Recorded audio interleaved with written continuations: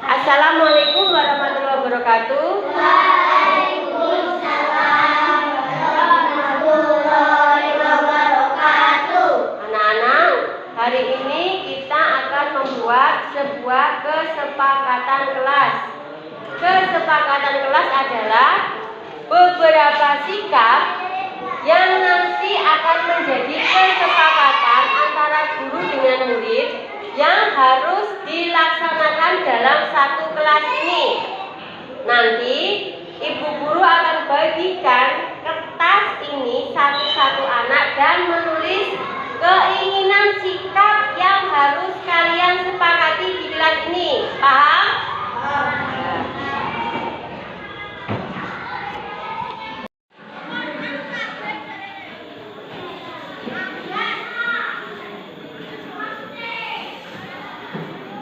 Ditulis apa keinginan kalian untuk kelas ini.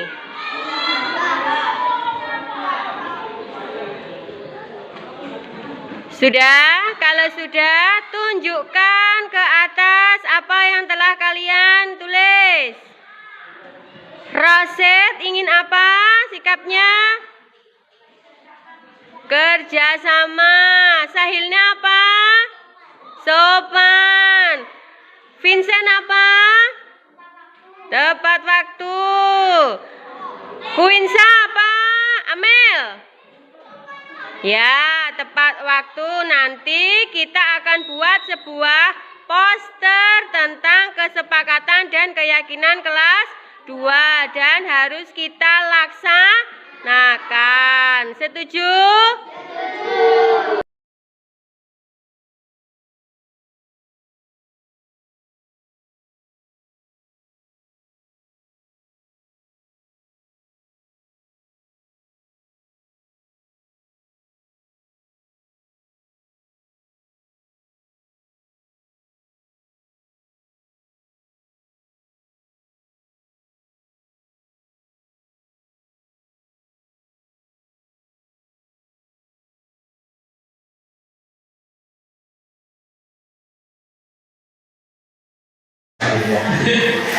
Baik, assalamualaikum warahmatullahi wabarakatuh.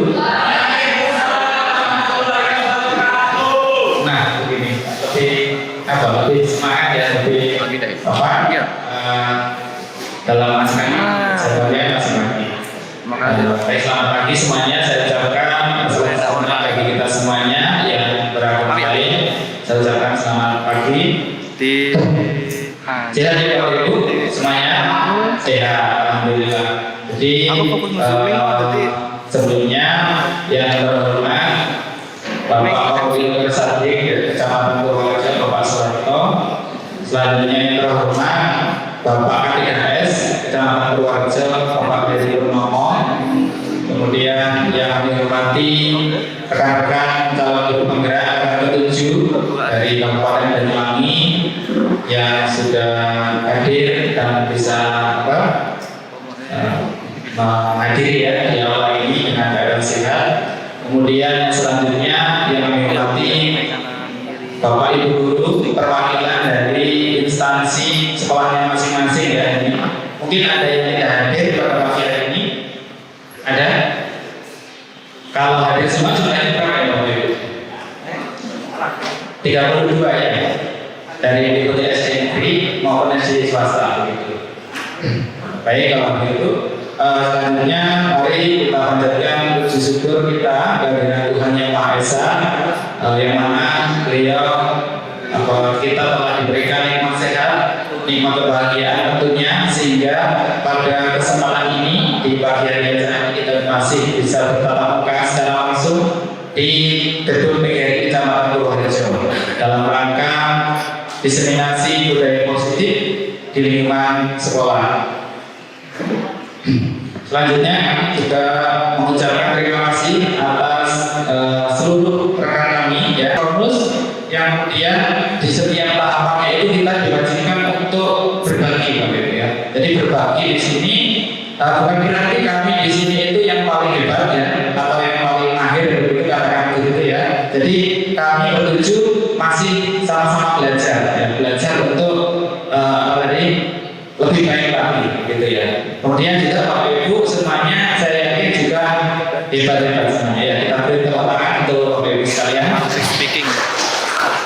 Nah selanjutnya Bapak Ibu harapannya seperti apa yang sudah disampaikan oleh Bapak Korwil Kesadi tadi ya, kegiatan ini kedepannya atau tidak lanjut atas kegiatan pada pagi hari ini itu Bapak Ibu selaku perwakilan dari setiap lembaga itu nanti bisa mengimbaskan atau ya setidaknya bisa sharing atau berbagi pengalaman dengan Bapak Ibu yang ada di sekolah yang barangkali saat ini tidak bisa ikut hadir dalam acara ini. Nah, kita sekarang masih pada inti kita ya Pak Bu. Jadi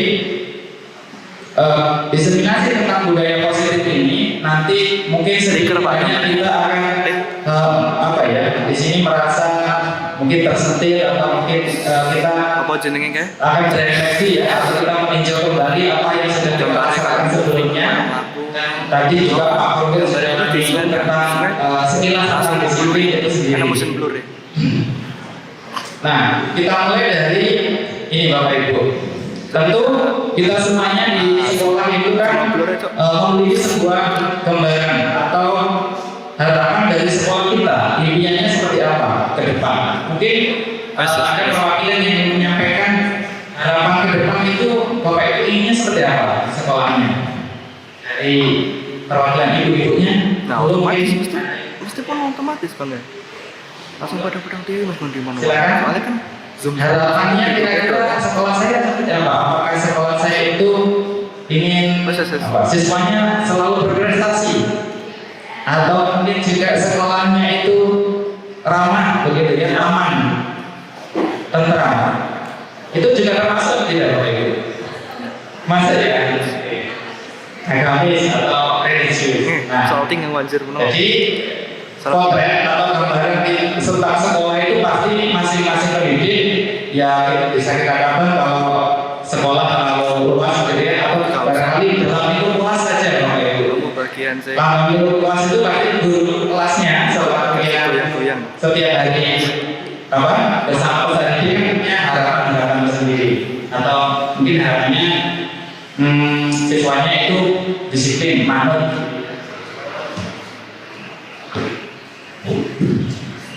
ya atau mungkin juara kelas dan sebagainya. Nah, itu merupakan gambaran atau sekolah impian yang kita jalankan. Lalu apa hubungannya dengan budaya positif ini?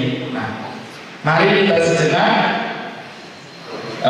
kita tinjau kembali Bapak Ibu. Nah, di sini kemarin kami sebelum masuk di modul materi budaya positif itu ada rangkaian modul sebelumnya yang dimana di dalam pemberantasan modul 1 itu ada yang namanya filosofi pendidikan. Jadi pendidikan kita sekarang itu kan merdeka ya Bapak Ibu betul ya.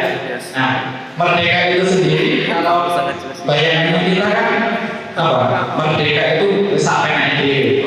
Betul seperti itu. Iya. Sampai naik diri itu apakah habis udah kamu ya atau mencari tugas oleh bukan begitu ya. Nah, tapi bukan begitu Bapak Ibu. Jadi merdeka di sini salah satu hal positif atau konsep pendidikan yang disampaikan oleh Bapak pendidikan kita diajar di Makassar itu adalah ini Bapak Ibu ya, salah satunya pendidikan bisa disandingkan atau dibandingkan dengan yang namanya hidup tumbuh-tumbuhan seorang petani. Nah, jadi Bapak pendidikan kita itu mengibaratkan kita sebagai pendidik itu layaknya seorang petani, bisa petani padi, petani jagung dan sebagainya. Dalam hakikatnya sama wajibannya seorang pendidik, sama ya.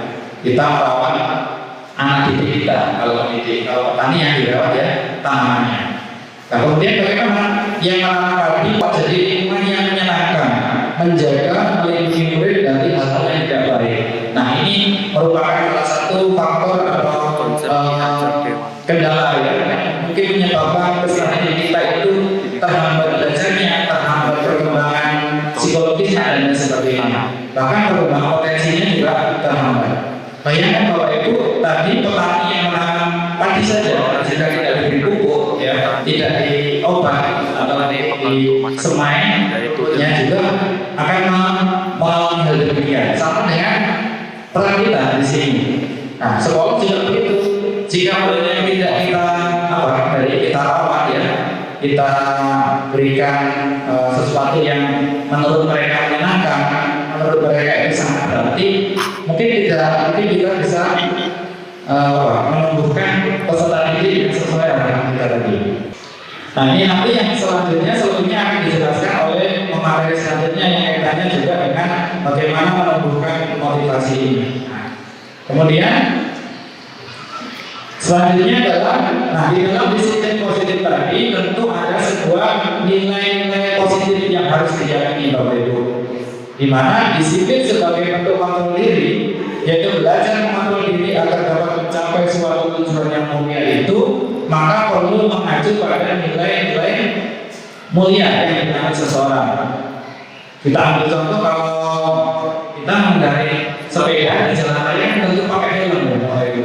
Nah, kalau kita yakini kita pakai helm itu takut ditilang atau karena apa?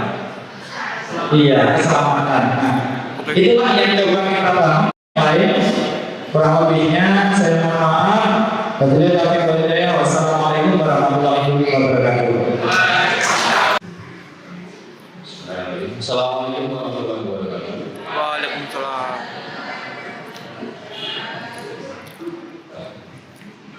Nah, baik Bapak Ibu, saya akan terangkan sedikit. Jadi saya di sini sebetulnya bukan pemateri. Saya kalau di situ pemateri itu suka. Kita akan sama-sama menjadi guru, sama-sama belajar, kita diskusi bersama. Cuma kita beda-beda sampingan saja. Kalau saya di SMK, Bapak Ibu di SD. Dari awal masuk tadi, saya sudah terkesan Bapak Ibu. Terkesannya karena Bapak Bapak itu sama ketua KKS ya. Oh tadi KKS, kalau bisa yang KKS ini mengingatkan dengan kedisiplinan. Saya sudah tadi sangat luar biasa. Karena di SMK itu tidak seperti ini ya. Bu Novi sama Bu Lili di SMA itu. Jadi pertama saya masuk ke sini saya sudah merasakan sesuatu yang luar biasa. Jadi menurut saya sudah sangat disiplin sekali. Karena di tempat saya itu jauh. Saya jujur saja, setengah 8 ya, itu bisa setengah 9. Kenapa seperti itu saya nggak tahu. Mungkin karena budayanya atau karena saya juga kurang paham. Namun yang perlu kita garis bawahi bersama, saya juga hidup di lingkungan SD keluarga saya, SD mertua saya juga mengajar di SD. Jadi saya tahu habit mereka ini seperti apa, terus keseharian mereka ini seperti apa, saya paham. Dan ketika dibandingkan dengan yang di Dikmen, itu sangat jauh sekali. Dan saya yakin dalam pembinaan karakter di sekolah, saya yakin 100% Didas, pendidikan dasar itu lebih berat. Bukan lebih berat, lebih menantang. Karena apa? Mungkin di TK atau SD mereka akan lebih membina karakter. Bapak Ibu semuanya di jenjang Didas, pendidikan dasar, saya yakin dalam membina karakter murid itu sulit. Ada yang berlari dari sana kemari, ada yang berjinak kotor, ada yang memang kita dan lain sebagainya. Membina karakter seperti itu sangat sulit Bapak Ibu. Sama seperti di keluarga saya pernah cerita ketika ada yang kelas 2 SD masuk ke kelas dengan pakaian yang musuh ya maaf, lusuh mungkin setrika, terus mungkin maaf bau badannya kurang enak. Dan ketika ditanya oleh gurunya sudah pakai apa belum? Dan setrika apa belum? Sudah bukan kelihatan musuh. Nah di situ gurunya memandikan, bukan memandikan itu ya. Jadi di si anak itu dimandikan karena memang dia jujur saya belum mandi bu. Jadi sama buku tersebut dimandikan. Dari sana kita bisa pahami bahwa tugas seorang guru di SD itu sangat luar biasa. Dan mungkin saya ketika saya di SD mungkin sangat sulit melakukan seperti itu. Karena apa? Ketika kita padukan dengan filosofi SD dan untuk karakter yang baik dari SD, maka dari tadi Pak Sri sudah menyampaikan bahwa budaya positif dan disiplin itu banyak sekali ya rangkaiannya. Bapak Ibu sekalian mungkin bisa memahami, bisa menerangkan di sekolahnya masing-masing bahwa membina karakter anak yang berbeda-beda itu sangat sulit. Kita mungkin di SMA, SMK tinggal melanjutkan perjuangannya Bapak Ibu. Mungkin wawasan kita akan kita berikan ke peserta didik itu lebih banyak daripada karakter. Karena apa? Karakter di SD itu ditempa dan dibentuk sedemikian rupa sehingga dia memiliki potensi-potensi yang baik. Potensi-potensi baik itu bisa muncul dari SD, dilanjutkan di SMP. Lalu di SMA, di SMK mereka tinggal kompetensinya saja. Otomatis di jenjang di mana kita akan lebih mudah dalam mendidik peserta didik. Bapak Ibu tugasnya akan lebih benar. Lalu selanjutnya adalah untuk mendapatkan imbalan atau penghargaan dari orang lain. Contoh Bapak Ibu, kita kalau di lembaga kan, mohon maaf, ada istilah ngator kepala sekolah, terus mencari muka dan lain sebagainya. Nah, itu sebenarnya hal yang wajar, tapi kalau yang mana-mana dia bisa nekat. Jadi untuk mendapatkan imbalan atau penghargaan dari orang lain, boleh kita belajar lebih tinggi, tapi ya jangan kita marah-marahin Bapak Ibu. Kita boleh berkompetisi tapi kompetisi yang sehat. Boleh kita menjadi orang yang lebih baik, boleh, tapi kita jangan sampai menjadikan teman-teman kita sendiri. Nah itu yang kita ingat Bapak. Yang kedua adalah untuk menjadi orang yang mereka inginkan dan membagi diri sendiri dengan nilai-nilai yang mereka percaya. Contoh, misalkan ketika kita di sekolah mereka, kita mengajar berbagai macam, entah itu bahasa Indonesia, bahasa Inggris, dan lain sebagainya. Secara naluri kita akan mencoba untuk disenangi orang-orang. Saya mungkin cara menyampaikan saya belum harus beda. Seperti saya pernah di teaching baru, tidak asing dengan istilah teaching. Jadi saya dinilai, diberikan instrumen, ada supervisornya, saya dinilai. Habis itu nilai yang kurang bagi saya adalah saya kurang cakap, saya kurang menarik, terlalu flat, jadi mukanya itu flat. Jadi data aja nggak ada apa-apanya. Nah, saya coba berubah, tapi sulit Bapak Ibu. Ya, ada yang rasakan juga sama. Jadi saya kalau ngajar dia kayak gini aja. Dan saya diberi motivasi dari saya, silakan dirubah menjadi lebih menyenangkan, dirubah untuk menjadi lebih cakap lagi. Sulit Bapak Ibu. Nah ternyata setelah sekian lama saya ngajar, ada poin yang saya pegang, yaitu bahwa guru itu juga harus memiliki karakter sendiri. Walaupun saya lupa, ternyata karakter ini ada yang menyukai. Ya walaupun nggak banyak sebenarnya. Lalu, nah ini kita jawab bersama ya. Mencatat 100 kali di dalam buku kalimat. Saya tidak akan terlambat lagi karena terlambat ke sekolah. Ini merupakan hubungan atau konsekuensi baru. Nih, mencatat 100 kali di dalam buku kalimat. Nah, kita kalau misalnya di kelas nih, ada siswa yang terlambat. Kamu terlambat terus setiap hari. Silakan catat 100 kalimat, 100 kali di dalam buku. Nah, ini termasuk hukuman atau sanksi atau konsekuensi? Sanksi atau hukuman? Konsekuensi. Nah, baik, lihat. Nah, baik.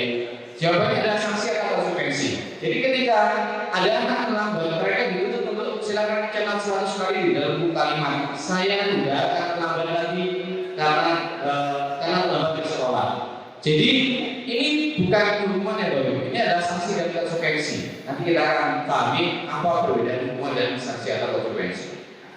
Lalu sebenarnya juga lari mengelilingi lapangan karena terlambat di sekolah. Hukuman atau sanksi? Hukuman. Kenapa? Fisik, ya ada yang fisiknya lagi gitu. Melelahkan dari itu, menyakitkan, ada lagi, ya. Jadi bermacam kalau gimana? Jadi membersihkan catatan yang dibuatnya di meja tulis itu merupakan sanksi atau konsekuensi. Saya buat salah dulu. Jadi intinya adalah sanksi atau konsekuensi itu membuat mereka itu memahami bahwa apa yang mereka perbuat itu harus diperbaiki ke depannya, bahwa apa yang mereka perbuat itu tidak harus diulangi lagi karena itu merupakan sebuah kesalahan. Kalau hukuman beda, hukuman itu lebih ke memberatkan dan menyakitkan si anak tanpa memperhatikan nanti kira-kira diulangi lagi apa enggak ya, itu beda.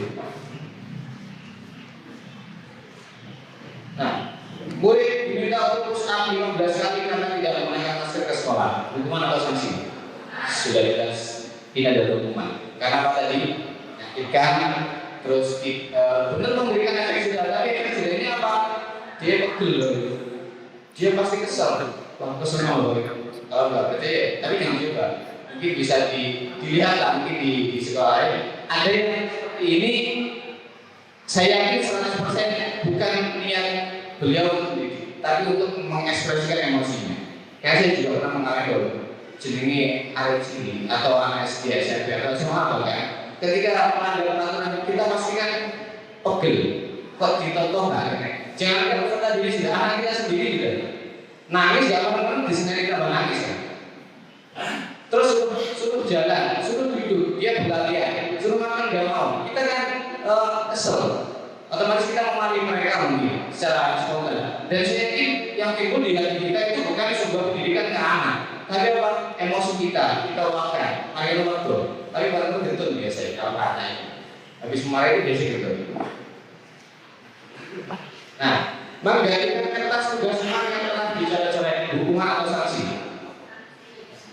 Sanksi, ya. Jadi menggantikan kertas tugas teman yang telah dicoret-coret. Kenapa seperti ini? Karena kertas teman dicoret-coret, kalau menggantinya itu merupakan pendidikan agar tidak diulangi lagi. Kenapa? Ibu dalam diri, ketika saya mencoret kertas teman, saya harus mengganti. Otomatis dia dengan nanti kertas saya berulang lagi. Jadi kalau pendidikan itu harus timbul rasa seperti itu. Ya benar. Pendidik itu kan sulit loh, ya. Sabarnya itu sulit. Mungkin kita paham teori saya juga paham dan teman-teman itu teorinya paham. Mungkin hafal. Tapi untuk mempraktekkan saya ingin Bapak Ibu semuanya itu lebih paham. Ya sama-sama. Akhirnya jawabannya sanksi juga. Misalkan anak teman bersekolah suruh misalkan bersihkan WC, terus mencabuti rumput, itu juga termasuk hukuman agak jelas. Tapi kan masih sama dengan apa yang dia lakukan. Gitu. Jadi tidak dalam visual, dalam penglihatan dia itu hukuman tersebut tidak seperti anak itu disiksa. Gitu. Karena dari mencabut rumput, membersihkan itu masih ada nilai positif yang terkandung dari sanksi tersebut. Jadi jawabannya kita harus mendengarkan sanksi atau konsekuensi. Boleh hukuman tapi harus relevan dengan apa yang dilakukan oleh peserta didik. Sudah habis Bu, dilanjutkan oleh peserta yang selanjutnya.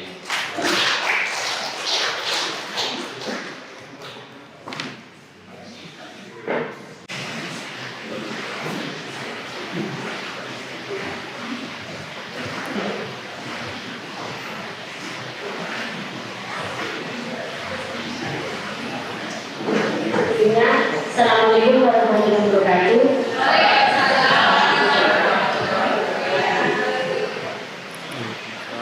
Pada kesempatan kali ini saya akan melanjutkan materi yang telah disampaikan oleh Bu Lydia, yaitu budaya positif di lingkungan sekolah, yaitu 5 kebutuhan dasar manusia.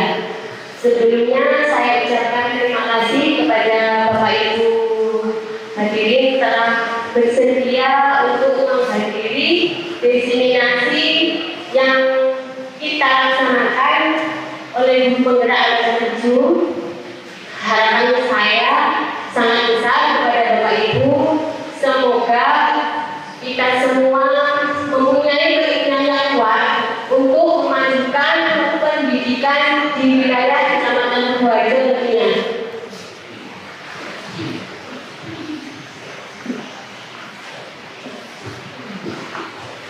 Bapak Ibu, selain sebagai guru kelas, saya juga merangkap sebagai salah satu guru inklusif di Kecamatan Purworejo bersama dengan rekan saya Ibu Retno dari Karetan dan Ibu Santi dari SDN Sarutadengan. Tugas utama kita sebagai guru inklusif itu tidak jauh berbeda Bapak dengan guru kelas, tetapi kita memberikan pendampingan khusus kepada anak berkebutuhan khusus, memberikan bimbingan sesuai dengan kebutuhan yang mereka miliki. Tentunya di sekolah Bapak Ibu terdapat 1 atau lebih anak yang memiliki hambatan karakteristik yang mungkin berbeda dengan anak yang lain, Bapak Ibu. Contohnya ada anak yang kesulitan dalam belajar, ada anak yang memiliki daya tampak lemah dalam pelajaran, ataupun memiliki hambatan keterbatasan fisik. Mungkin ada semacam itu di sekolah Bapak Ibu. Dari situ tentunya kita sebagai guru dituntut untuk adil memenuhi kebutuhan anak didik kita yang beragam, dan kita tidak boleh mengabaikan anak tersebut Bapak Ibu. Contohnya mungkin kalau di kelas rendah itu banyak sekali kita mengidentifikasi mungkin Mungkin ada anak yang tidak bisa membaca, terus ada anak yang sudah bisa membacanya. Tapi kita menggunakan anak tersebut dengan pelajaran yang sudah biasa diberikan kepada anak yang bule. Itu tentunya tidak boleh Bapak Ibu. Kita harus bersikap adil memberikan materi. Biasanya Bapak Ibu langsung menasihati atau mencari permasalahannya.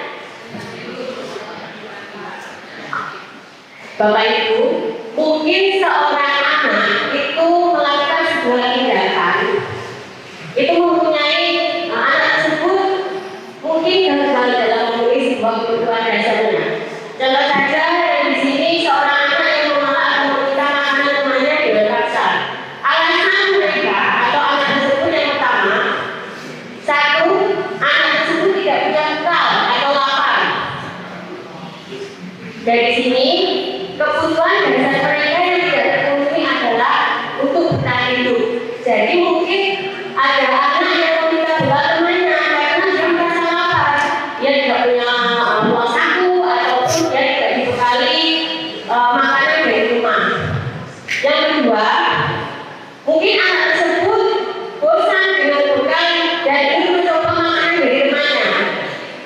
Ibunya hanya itu saja memberikan bekal dan tanpa adanya keanekaragaman makanan mungkin anaknya bosan. Di sini kebutuhan dasar mereka kebebasan akan sebuah pilihan. Jadi mereka ingin mencoba makanan dari temannya masing-masing. Terus yang ketiga, iseng karena senang melihat ekspresi wajah temannya yang kesal.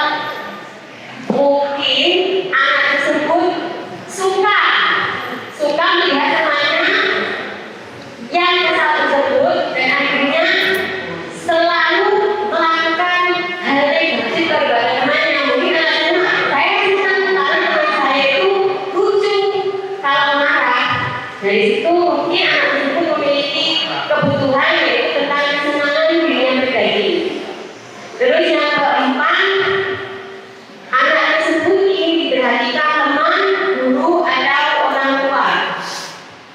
Pada waktu melaksanakan sebuah kegiatan tersebut, anak ini tentunya merasa kurang diperhatikan oleh guru, teman, maupun orang tuanya di rumah. Jadi anak ini melakukan sebuah hal atau tindakan agar anak ini diperhatikan oleh temannya.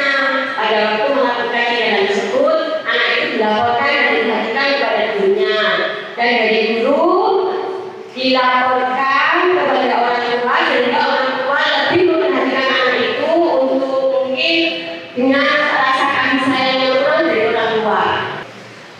Terus yang keempat, aku sebel gambarku tidak rapi, malah ibu guru menunjukin ke teman-temanku di depan kelas. Sebenarnya kata sebel ini menggambarkan anak tersebut sebenarnya bisa menggambar dengan baik, dan dari kemampuan itu ibu guru memamerkan gambarnya kepada teman-temannya. Dari situ kebutuhan yang diinginkan adalah penguasaan akan kemampuan. Dia ingin dimunculkan, saya lo bisa. Dari situ Bapak Ibu. Terus yang terakhir, kebutuhan akan penguasaan.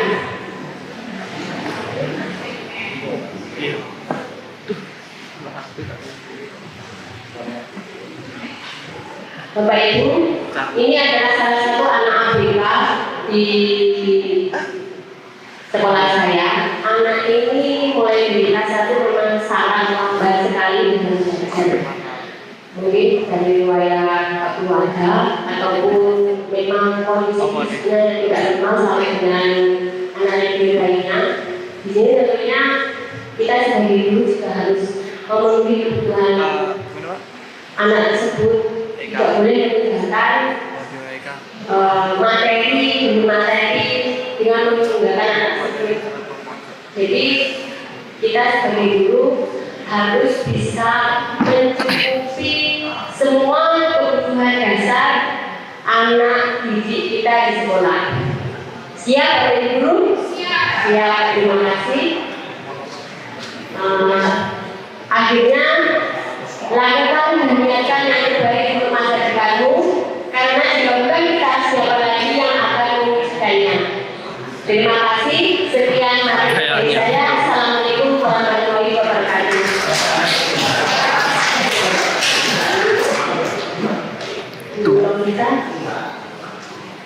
Masih lanjut Pak.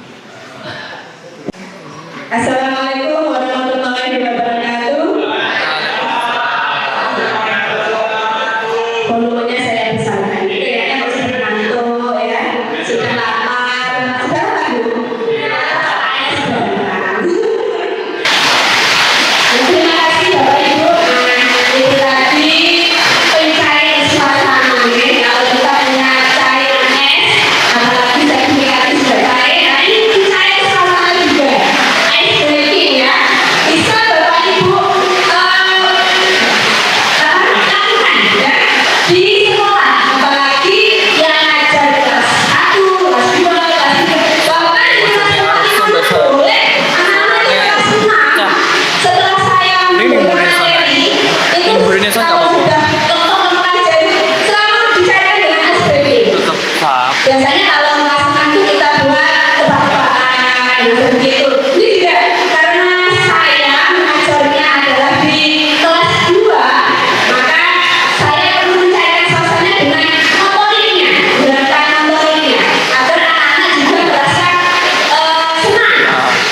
Ya, karena anak kecil itu tidak hanya zaman seperti ini, mereka itu pada lari, kemudian nggak fokus. Nah, agar kembali fokus, itu kita gunakan ice breaking. Oke, nah kita ke materi ya. 50. Iya, saya.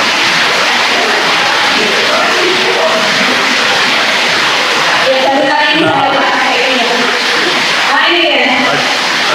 Masih diterusin Kali ini materi yang akan saya sharing bersama adalah keyakinan kelas. Mungkin Bapak Ibu kalau di sekolah itu kenalnya peraturan kelas.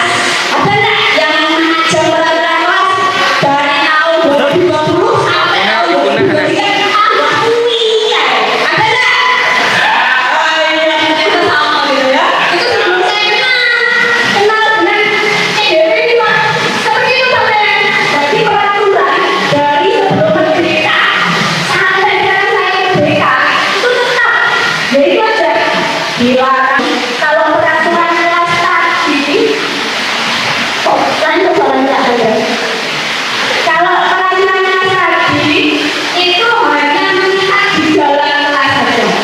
Wes nanti di rumahnya hari ya wes selesai. Kalau dari luar, lalu ya lalu. Nah ini ada pertanyaan, mengapa kita memiliki peraturan tentang penggunaan helm pada saat mengendarai kendaraan roda 2? Terus pertanyaan kedua, mengapa kita memiliki peraturan tentang penggunaan masker dan mencuci tangan setiap saat? Sekarang yang ada di tengah. Penggunaan pakai helm buat apa Pak? Tadi Bapak tadi juga bertanya buat apa ini? Keselamatan.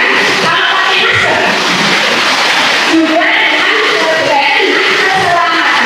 Nah ini Bapak Ibu yang disebut dengan kebaikan yang besar, yaitu keselamatan. Jadi itu menyelamatkan kita. Bukan kita orang tua atau kita pakai itu.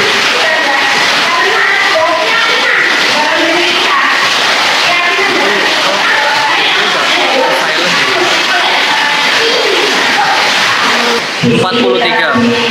Kemudian jujur, tanggung jawab, ya itu adalah merupakan pernyataan yang besar, luas.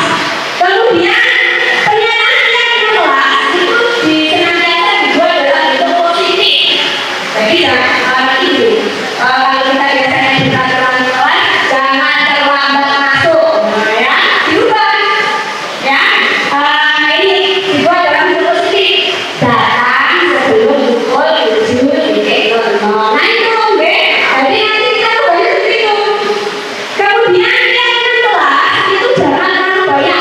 Biasanya kalau saya lihat peraturan kelas di tempat saya itu 1 sampai 20. Saya lihat satu-satu kesel pasti anak-anak itu peraturan bisa 20 nggak ada yang masuk, ya nggak ada yang melaksanakan. Jadi jangan terlalu banyak dan mudah diingat. Contoh lagi disiplin, jujur, tanggung jawab, 3-nya sudah cukup, ya. Kemudian yang kedua itu diterapkan Bu. Kalau sudah dibuat kesepakatan menjadi keyakinan, ya disepakati terus diterapkan. Jangan cuma buatan jangan saja karena besok ada supervisi, ya jangan. Jadi diterapkan. Karena pembiasaan ini kalau tidak dibiasakan akan menjadi wacana, ya. Lalu baik.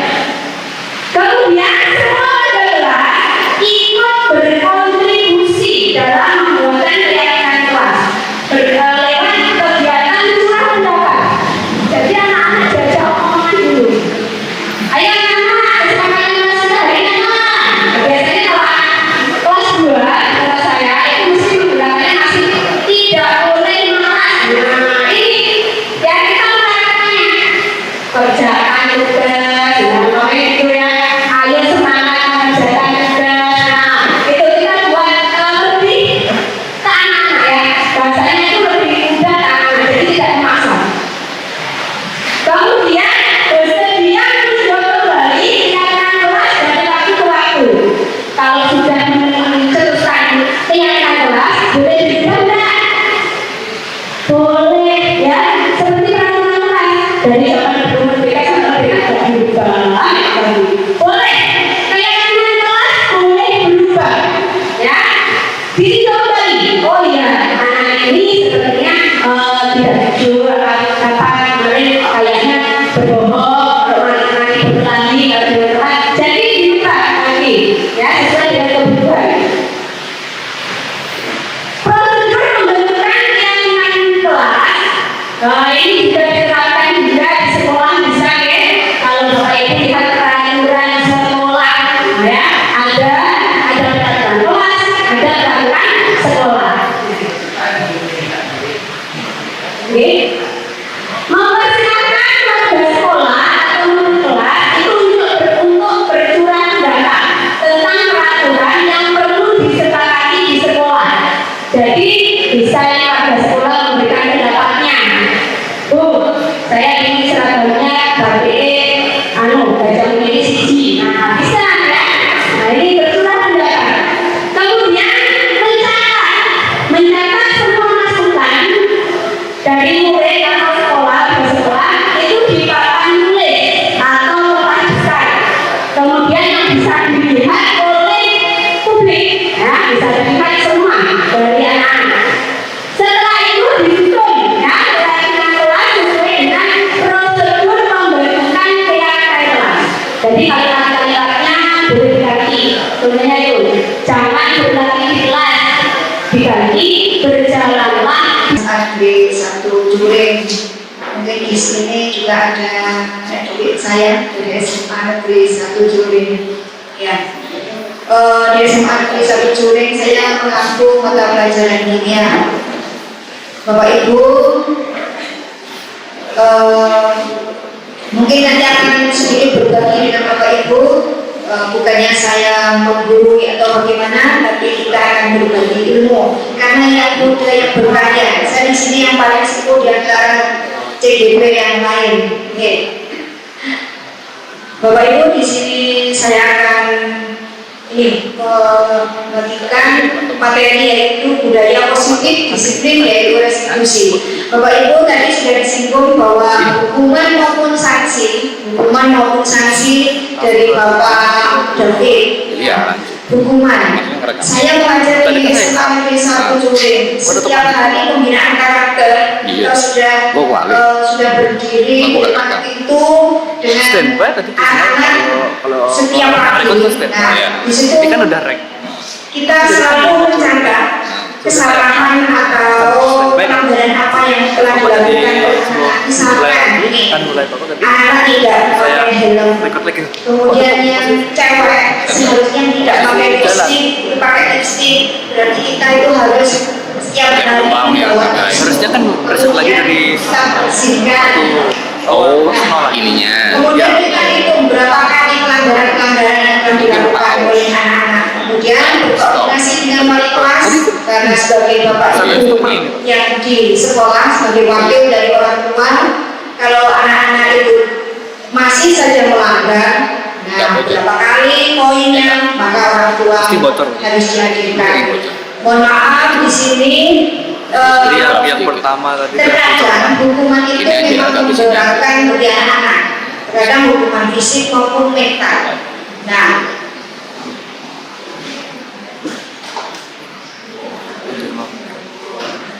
Tapi animasinya sangat meng-SD banget. nah di sini bukan dengan cara hukuman yang memberatkan, yang membahayakan fisik maupun mental. Di sini dengan adanya restitusi yaitu sebuah pendekatan supaya anak menjadi nyaman, tidak balas dendam. Karena dengan anak-anak yang seusia yang remaja, anak-anak SMA, kita itu harus benar-benar apa ya? Kita harus bisa menjadi teman curhat maupun sebagai ibu. Nah, di sini salah satu materi saya adalah restitusi. Tujuannya adalah sebagai salah satu cara menanamkan disiplin positif dengan cara pendekatan kepada murid. Ya, bisa saja kita diajak berbicara dengan baik-baik, dengan kamu mau memilih apa dan seperti apa yang kamu inginkan. Kemudian yang kedua, guru juga dapat menerapkan restitusi dalam membimbing murid berdisiplin positif agar menjadi pribadi yang berkarakter. Kemudian yang ketiga, membantu murid menjadi lebih memiliki tujuan, disiplin positif dan memulihkan dirinya setelah berbuat salah. Ya, dengan salah satu pendekatan yaitu restitusi. Kemudian yang selanjutnya, restitusi mencari kebutuhan dasar yang mendasari tindakan. Terkadang anak-anak yang melakukan kesalahan itu karena kurangnya ada kebutuhan dasar yang tidak terpenuhi. Misalkan rasa takut, kemudian tidak nyaman. Berarti kebutuhan dasar yang harus dipenuhi adalah kebebasan. Ya, itu salah satunya. Selanjut, yang keenam, restitusi diri adalah cara yang paling baik. Dalam restitusi diri, murid belajar untuk mengubah kebiasaan dan kecenderungan untuk mengomentari orang lain menjadi mengomentari diri sendiri. Maka dia harus bisa mengontrol dirinya menjadi lebih baik.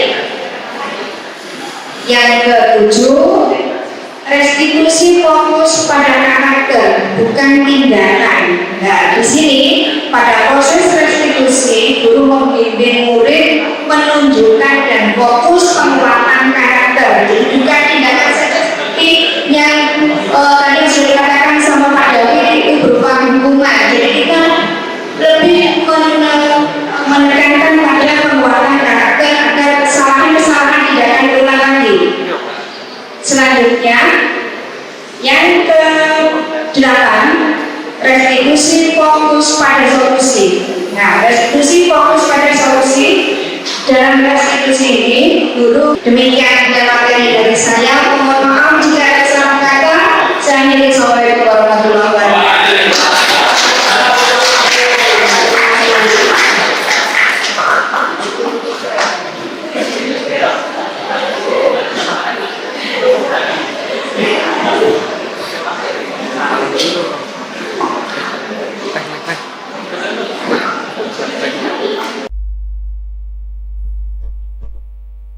Assalamualaikum warahmatullahi wabarakatuh.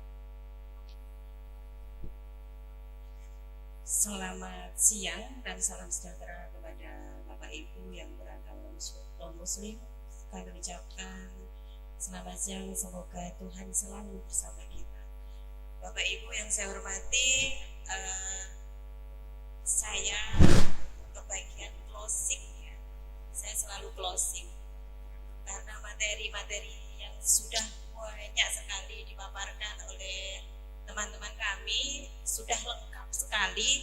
Saya tinggal eksekusinya saja. Jadi yang disampaikan teman-teman CKP Angkatan 7 kami itu ada satu kata yang tidak pernah terlewatkan. Ternyata, pasti itu. Ternyata yo, naik mulang kurang ini. Ternyata yo, aku kok gak pati iso yo. Nah seperti itu. Semakin kita mempelajari ilmu, semakin kita merasa tidak bisa. Nah itu yang saya dapatkan dari CGP Bapak Ibu. Jadi semakin kesini, saya itu merasa apa yang saya dapat selama ini, saya mengajar selama ini itu ternyata banyak orang hebat. Nah itu menjadi motivasi dengan kemarin CGP. Oke, saya tidak pamer ya, di lembaga saya itu ada 2 yang kartu CGP. Bukan karena saya yang memotivasi, mungkin karena itu ya, hatinya tergerak tadi, bergerak menggerakkan. Kayaknya Kecamatan Keluarjo diborong oleh gugus 1 Bulurjo ya semuanya. Tepuk tangan untuk Bulurjo. Nah, untuk selanjutnya nanti teman-teman yang lain bisa menyusul untuk gelombang ke-9 ya sekarang ya. 9, 10 dan seterusnya, monggo. Gak ada ruginya Bapak Ibu dari CGP. Enak dari CGP itu pertama ya. Kembali ke materi. Nah, ini tadi sudah dijelaskan tentang restitusi, tujuannya itu adalah sebagai salah satu cara menanamkan disiplin positif. Nah, semuanya serba positif karena temanya adalah budaya positif ya. Kemudian menerapkan restitusi itu dalam membimbing disiplin positif agar menjadi murid yang merdeka. Nah, artinya merdeka tadi sudah dijelaskan. Merdeka itu artinya gak karepe dhewe tapi terarah. Kita sebagai murid untuk sebagai pendidik membimbing, mengemong anak supaya mendapatkan sesuatu yang sesuai keinginannya, tentu saja dengan kodrat zamannya ya. Kalau sekarang zaman digital, monggo kita arahkan ke digital dan sebagainya. Misalnya anak-anak suka HP, ayo kita pembelajarannya dengan Android. Tapi tidak melulu karena HP itu untuk nge-game, kita buat pembelajaran. Bagaimana nanti kita disimpanisinya di KKG kemarin sudah ya. Kita lanjut lagi besok Bu Lilia untuk menjadwalkan lagi mungkin pembelajaran digital yang selanjutnya. Kemudian yang ketiga, dapat menganalisis dengan sikap reflektif dan kritis penerapan disiplin positif di lingkungannya. Lanjut ya. Nah, ini Bapak Ibu, ada 3 tahapan mengenai segitiga restitusi. Dan tiap tahapan ini tidak boleh dibolak-balik, harus urut. Yang satu itu menstabilkan identitas, yang kedua validasi tindakan yang salah, yang terakhir menanyakan keyakinan. Nah ini langsung ke salah satu kasus saja. Misalnya saya ambil kasus di sekolah SD, yang paling banyak kasusnya apa? Bertengkar ya, gasaan ya. Nah, hampir tiap hari saya menemui anak-anak kekuasaan. Sebenarnya Bapak Ibu ya, kita ambil satu contoh kasus itu, bertengkar itu adalah salah satu kasus ya yang sudah diterangkan Bu Devi. Kebutuhan akan kasih sayang. Mungkin dia cari perhatian kan dengan temannya. Oh, nggak diperhatikan apa?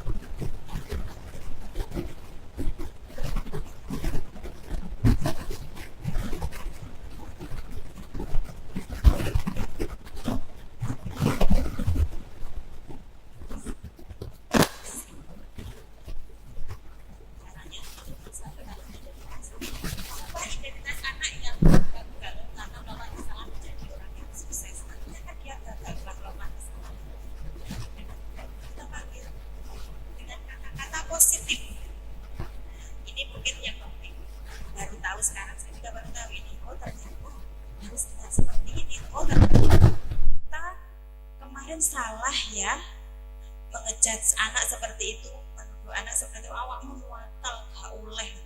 Jangan menggunakan kata-kata yang negatif, dapat merusak mental anak. Yang pertama, kata-kata yang bisa kita gunakan adalah le atau do. Nak, kamu tahu ibu panggil ke sini. Nah, kan mungkin dia sangat berapi-api, maksud saya masih emosi. Kalau kata-kata emosi, kalau kita menghadapi anak yang emosi, kita hadapi dengan emosi juga. Apa kira-kira impactnya? Api karo api tambah meredam. Nah, kita sebagai pendidik, kita adalah sebagai peredam. Artinya kita bisa meredam emosi dengan kata-kata yang positif. Setelah itu, kemudian gini, berbuat salah itu adalah manusiawi. Ibu pernah marah, ibu pernah juga berbuat seperti itu. Ya kira-kira neng anak, kira-kira kamu seperti itu.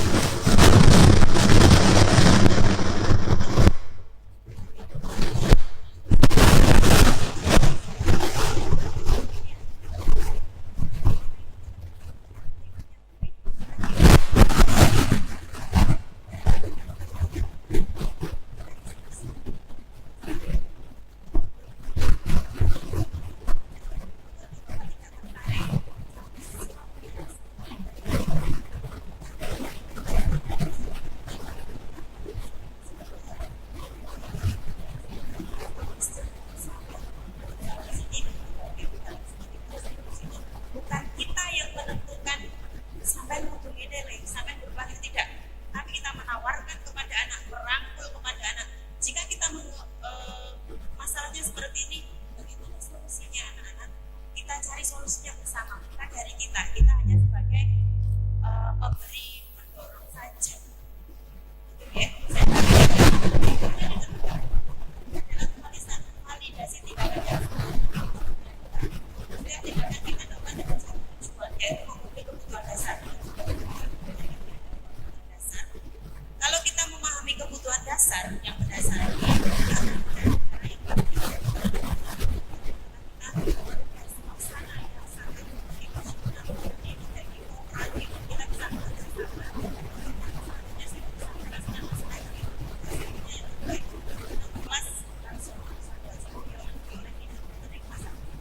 kesepakatan puas itu bukan kita yang membuat. Jadi kesepakatan antara kita dan manusia. Misalnya kan berantem, berarti tidak memenuhi kesepakatan. Kemudian kamu ingin menjadi anak yang seperti apa? Kalau kamu seperti ini, mesti dia misalnya gitu, cita-citanya dari guru, mungkin kamu punya kepribadian seperti itu, jadi seorang. Jadi kita menyadarkan cara pemahaman. Kemudian ini seketika restitusi ini coba nanti dipraktekkan. Masih ada kasus. Saya tidak mendoakan dengan apa kasus maksudnya. Tapi coba kekerasan yang kita sampaikan kepada anak-anak itu sekarang terbatal. Coba dengan flashback ke belakang zaman kita sekolah, mesti punya dendam sama bapak ibu. Dendamnya itu sampai sekarang tahu buatan kelingan sih ya. Aku tahu di Kontus Atek 1 sekarang bapak ibu. Yang tidak kita ingin dari sistem pembelajaran yang merdeka seperti sekarang. Mari kita ubah paradigma pendidikan kita menjadi paradigma yang menyenangkan bagi anak, namun tujuan pembelajaran tetap tercapai. Seperti itu maksud saya. Di CGB seperti itu.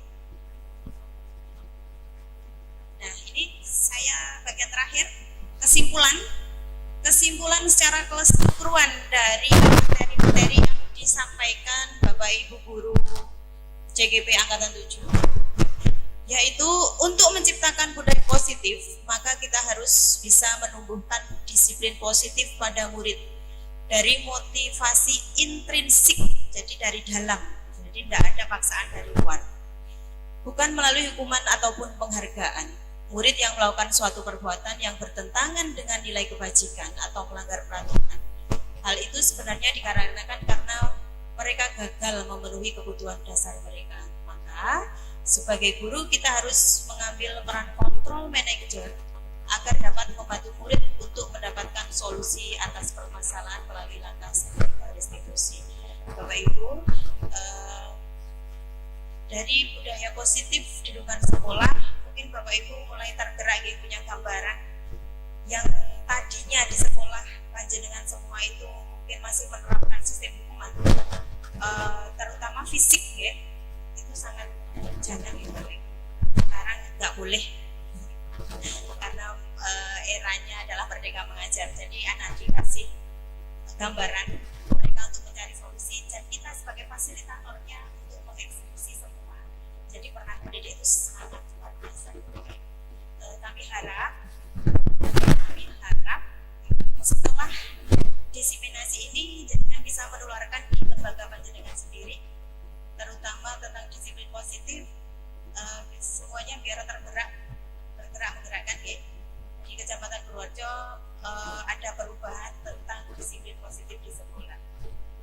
Terakhir, closing statement dari saya, semua hal yang kita katakan akan terekam abadi di otak anak, maka gunakanlah kalimat yang positif dan dari hati, karena semua hal yang dari hati akan sampai ke hati. Terima kasih Bapak Ibu. Assalamualaikum warahmatullahi wabarakatuh.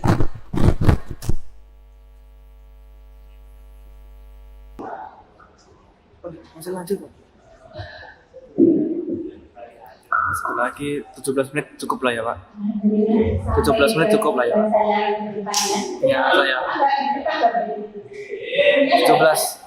Sebelumnya, 17. Cukup. Tak kenal nama tak sayang. Jadi saya kenalan dulu. Nama saya Nita Amelia. Saya di SMA Purworejo. Biasa dipanggil Novi. Saya mampu mapel bahasa Inggris. Jadi Bapak Ibu yang mungkin lewat depan SMA Purworejo bisa mampir main ke sekolah saya. Silakan panggil Novi. Saya kita sharing berbagi pengalaman dan pengalaman bersama. Gimana Mbak? Kasih. Di sekolah mereka banyak apa di sana? Sebelum ke materi Bapak Ibu, yang membuat saya tertarik pertama kali masuk seleksi calon gubernur atau tujuh adalah 3 kata: tergerak, bergerak, menggerakkan. Itu menurut saya kata-kata yang luar biasa inspirasi. Karena semua yang sudah berdiri di sini, saya yakin semuanya sudah punya kegerak hatinya untuk seleksi, mengikuti sekian banyak tahapan yang sudah terlewati. Juga sudah bergerak dalam aktivitas pendidikan kita yang sudah kurang lebih 2 bulan ya, 2 bulan. Dan masih belajar satu modul, ini adalah modul 1-4 yang terakhir. Sudah punya tergerak, sudah bergerak juga, menggerakkannya saat ini. Jadi semua tugas dari guru penggerak itu adalah menggerakkan. Tidak bisa, kita nggak punya tugas mengerjakan soal atau membuat makalah atau membuat laporan, tidak. Tugas kita adalah mengajak warga sekolah, mengajak anak-anak. Tugas pertama kita membuat pembelajaran yang menyenangkan. Jadi bagaimana kita mengajak murid dan rekan guru untuk bisa menciptakan situasi pembelajaran yang menyenangkan, nyaman, dan sesuai dengan konsep yang ada di kantor bahwa anak-anak itu adalah sukanya bermain. Bagaimana kita bisa menciptakan hal itu? Jadi yang membuat berbeda itu pengalamannya yang PPDB. Kalau PPDB itu kan tugasnya pribadi. Bagaimana kita membuat PPDB, bagaimana kita menciptakan situasi kelas kita. Kalau di guru penggerak itu berarti pada mengajak masyarakat. Kenapa masyarakat? Karena dua yang berbeda. Mengapa mengajak warga sekitar sekolah, kepala sekolah, guru, mapel, serta kelas yang lainnya? Kalau di SD di guru kelas, kalau di SMA guru mapel. Jadi karena tugas kita adalah menggerakkan. Dan hari ini Bapak Ibu yang sudah di sini, Masya Allah, gerakan hatinya Allah untuk mengikuti, mendapatkan informasi, pengetahuan, semoga bermanfaat. Jadi kita sama-sama punya ide yang bagus, yaitu berbagi ilmu, sharing. Saya tidak menggurui, saya juga bukan yang paling tahu, tapi kita berbagi. mendapatkan sesuatu di bergerak dalam posisi-posisi itu. Kira-kira kalau yang pertama posisi apa Bapak Ibu? Tadi sudah dibahas oleh Bapak Ibu sebelumnya, kita sebagai penghukum. Pernah menghukum anak-anak di sekolah? Pernah ambil? Pernah. Karena kenapa harus hukum?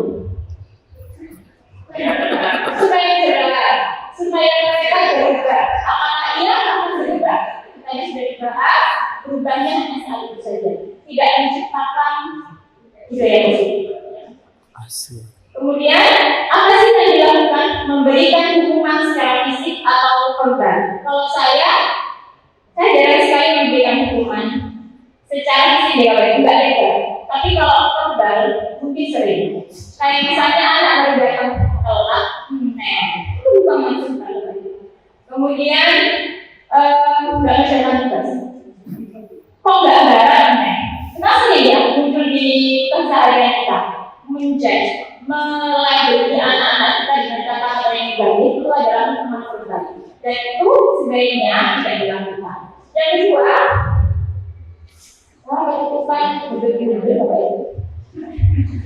ini adalah membuat merasa bersalah. Jadi seperti yang ada di gambar ini. Jadi kita sebagai guru pernah melakukan membuat anak merasa bersalah. Pernah Bapak Ibu? Saya pernah Bapak Ibu punya anak nggak pernah masuk sekolah. Jadi pas waktu mau laporan, saya harus keliling ke guru mamanya minta nilai. Jadi itu saya panggil anaknya, saya bilang, saya malu. Saya nulis nilai ke guru mama, kamu nggak kasihan sama saya. Nah ini ternyata salah satu ini membuat merasa bersalah. Akibatnya apa Bapak Ibu anak-anak? Kalau anak merasa bersalah, bagaimana? Tidak percaya diri, sedih, kecewa, akhirnya yang muncul adalah karakter anak tidak berkembang dengan sempurna. Kita justru memberikan anak-anak itu keadaan yang membuat mereka makannya bisa di sekolah, izin sama Bapak Ibu, supaya tidak terlambat. Jadi di sini ini ada proses kita mendidik anak-anak bagaimana mereka bisa berpikir kreatif, bagaimana mereka bisa tapi solvingnya ada, menyelesaikan masalah mereka sendiri sehingga akhirnya anak-anak menjadi mandiri. Oh ini bisa dua slot. Mereka memiliki tujuan utama kita adalah Bisa langsung nyambung nggak ya? intrinsik. Anak-anak punya motivasi dari dalam bahwa saya harus ke sekolah itu sebagai siswa SMA Buhajo, sebagai siswa SD 4 dulu. Nah, sebagai siswa, tanggung jawab saya datang tepat waktu. Untuk menghargai diri saya sendiri, maka saya harus tepat waktu. Jadi ada kesadaran dari bukan karena ingin mendapatkan tanda bintang. Mungkin kalau di TK ada yang dapat penghargaan, bukan